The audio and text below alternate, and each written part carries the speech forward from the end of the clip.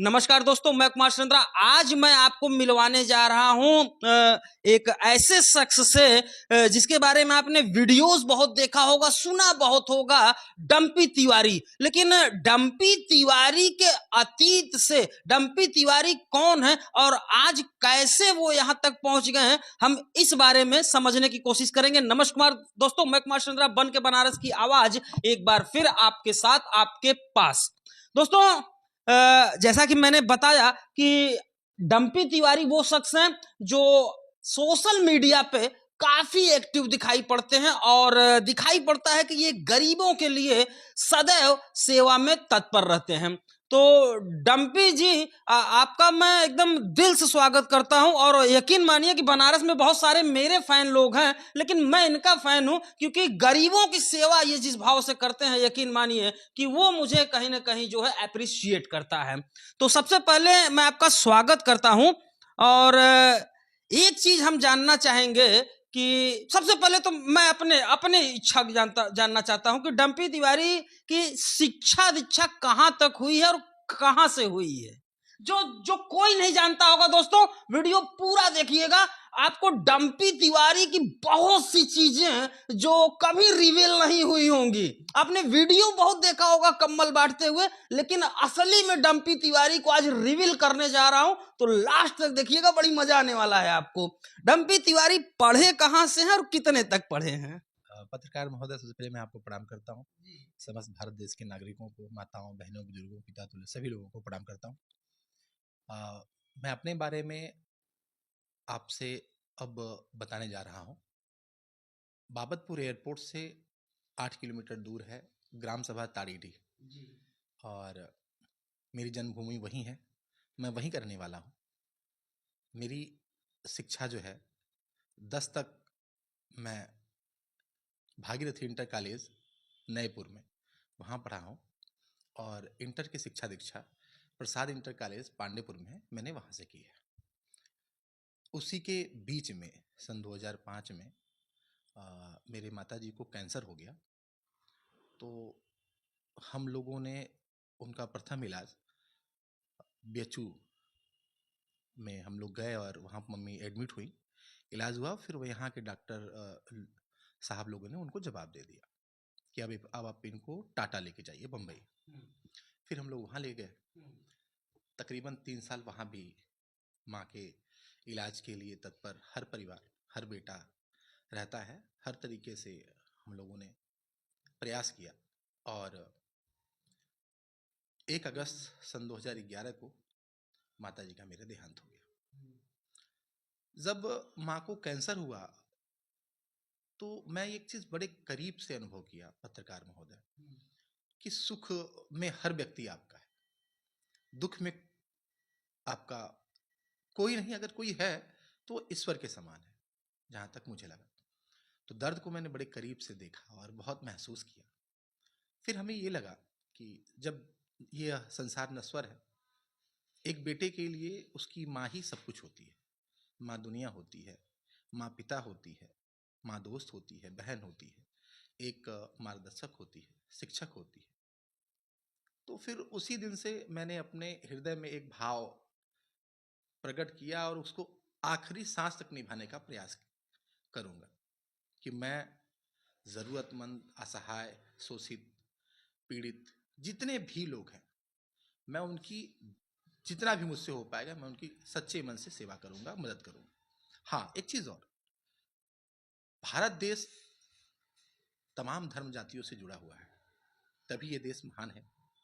और मैं आपके माध्यम से आश्वस्त करना चाहता हूँ संपूर्ण भारतवासियों को कि मैं सर्व समाज की सेवा करता हूँ। मेरी नज़र में किसी भी प्रकार का वो व्यक्ति है, वह मेरे लिए भगवान है और मैं उसका सेवक हूँ। सेवा ही मेरा धर्म है। सेवा ही मेरा धर्म है, बड़ा अच्छा ये लाइन आपने बोला जो है। एक चीज हम ये जानना चाहते हैं कि ये तो समझ में आ गया कि इसकी प्रेरणा आपने अपनी माँ को लेके जो परेशानियों को झेला उससे मिला। आपने एक एसोसिएशन आप कह सकते हो, या आपका जो है जो आपने बनाया हुआ है मिशन मिशन समाज सेवा। मिशन समाज सेवा। थोड़ा सा इसके बारे में जनता को बताइए। हम लोगों को एक नाम चाहिए था बैनर के लिए और काम करने के लिए। तो हम लोगों ने एक नाम सोचा जो है, और तमाम भाई हम लोग के साथ थे। तो उसमें से एक नाम चुना गया मिशन समाज सेवा। मिशन का मतलब एक मुहिम, समाज का मतलब सर्व समाज, और सेवा का मतलब आखिरी सांस तक सेवा करना, धर्म और कर्तव्य। अच्छा, जैसा कि मैंने जनता को वादा किया है कि मैं एक नए डंपी तिवारी से आप लोगों को रूबरू कराऊंगा। डंपी तिवारी समाज सेवा में अक्सर आपने देखा होगा, लेकिन कुछ अनछुई बातें भी हम इनके बारे में जानेंगे। क्या डंपी तिवारी फिल्में देखते हैं? बचपन में शौक था, बहरहाल अब तो वक्त ही नहीं मिलता। अब वक्त नहीं मिलता है तो डंपी तिवारी फिल्म नहीं देखते हैं दोस्तों। अ, अ, अकेले जब डंपी तिवारी बैठते हैं, वैसे तो शायद मुश्किल ही होगा, सोशल वर्कर हैं तो अकेले रहना बड़ा मुश्किल होता होगा। डंपी तिवारी जब अकेले रहते हैं तब जो है उनकी सोच विचार या मनस्थिति क्या रहती है, मतलब अकेले में आप कैसा फील करते हो, क्या करते रहते हो? कि होता है ना कि आज मैं अकेले कमरे में हूं, तुम अकेले में एकांत में डंपी तिवारी क्या करते हैं, क्योंकि अकेले अब बहुत कम देखे जाते हैं। आपने बहुत अच्छी बात की पत्रकार महोदय। मैं अकेले में सिर्फ और सिर्फ अपनी माँ को याद करता हूँ, और कहीं जी। ना कहीं वो दर्द अब मेरे आखिरी सांस में ही जाएगा। नहीं, हम समझ सकते हैं, वो एक कनेक्टिविटी होती है। मैंने भी इस चीज़ को रियलाइज़ किया है, तो मैं इस चीज़ को समझ सकता हूँ कि हाँ, और कहीं न कहीं मुझे ऐसा लगता है कि आज भी आपको आपकी माँ से प्रेरणा मिलती है, तभी आप जो है मिशन समाज सेवा के लिए इतनी जो है अच्छे से कार्य कर पा रहे हैं। मिशन समाज सेवा का आगे का क्या प्लान चल रहा है? पत्रकार महोदय, हम लोगों का यह मानना है, और सरकार से भी एक निवेदन करता हूँ, अनुरोध करता हूँ, कि सरकार की तमाम योजनाएं ऐसी हैं जो गरीब, असहाय, शोषित, लाचार, दबा कुचला व्यक्तियों के पास तक नहीं पहुंच पाता। एक आपके माध्यम से निवेदन करता हूं समस्त अधिकारी गणों से, और उत्तर प्रदेश सरकार के माननीय मुख्यमंत्री महोदय से भी, कि कुछ टुकड़ियां बनाएं, कुछ अधिकारी गणों की टीम को उन उन बस्तियों में भेजा जाए जिस बस्तियों के लिए योजना आती है, क्योंकि उन्हें जानकारी ही नहीं है। और मुझे जहां तक लगता है कि वर्तमान समय में हर व्यक्ति इतना बिजी है कि कोई उन्हें उनके बारे में बताना चाहता ही नहीं। उनको न जानकारी के अभाव में बहुत चीजें से वो लोग वंचित रह जाते हैं। डंपी तिवारी जी की एक चीज मुझे बहुत अच्छी लगी कि इनका कहना है कि सरकार को आखिरी पंक्ति में जो आखिरी व्यक्ति खड़ा है उस तक अगर पहुंचना है तो क्षेत्रीय अधिकारियों को और जो उस क्षेत्र के समाज सेवी लोग हों उनके साथ एक कुछ टीम बनानी चाहिए, जी, कुछ ऐसा ही आपका मानना है। तो ये एक अच्छी पहल है, जो है अगर इस तरह से काम होता है तो शायद समाज में जो आखिरी पंक्ति में आखिरी व्यक्ति खड़ा है उसे भी सरकार की योजनाओं का लाभ पहुंच जाएगा। क्या डंपी तिवारी धार्मिक प्रवृत्ति के व्यक्ति हैं? हाँ, मुझे ईश्वर में बहुत बड़ी आस्था है, और ईश्वर के साथ साथ मैं एक बार पुनः बता देना चाहता हूँ कि मैं सभी जात धर्म को प्रेम करता हूँ, क्योंकि इंसानियत से बड़ा कोई धर्म नहीं, मानवता से बड़ा कोई प्रेम नहीं। आपका रोल मॉडल कौन है?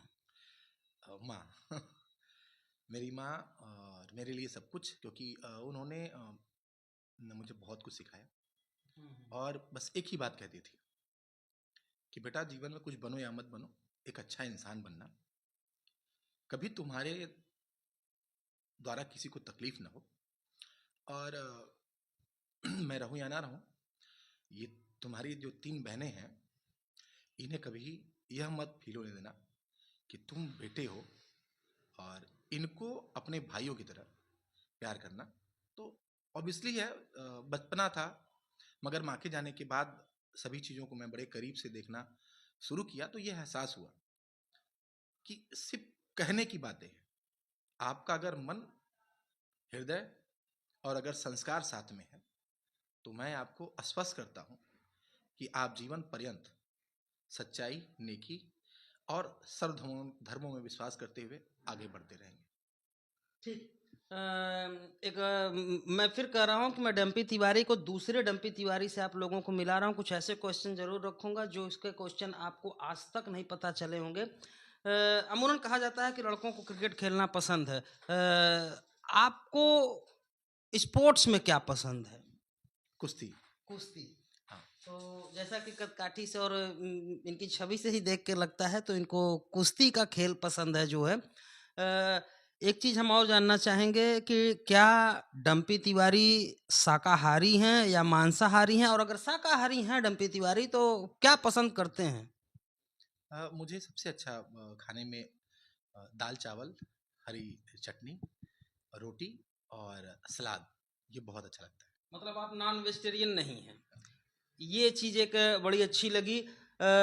और एक चीज़ हम यहाँ पे ये जानना चाहेंगे कि जो आपका मिशन समाज सेवा है, ये क्या अभी बनारस के लिए काम तो कर रहा है? दिखता है कि आप हर गली मोहल्ले में जाते हैं, लोगों तक जो है मदद पहुंचाते हैं।